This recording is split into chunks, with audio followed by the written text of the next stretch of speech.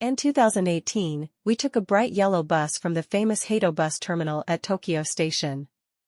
We had boarded the iconic tour bus for a specialized trip to the industrial coastline of Kawasaki, a landscape of steel, pipes, and steam that would soon feel almost otherworldly. Before heading into the factories, the tour first stopped at a local yakiniku restaurant. We had enjoyed a hearty meal of grilled meats, the perfect way to fuel up before continuing deeper into the industrial zone. As the journey continued, the bus drove remarkably close to the massive industrial structures. These were not just quick drive-bys. The tour stopped at several carefully chosen viewpoints, each offering a unique perspective.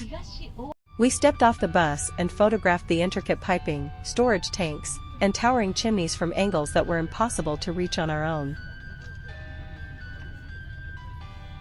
Only after dusk did the visit to the industrial area truly begin.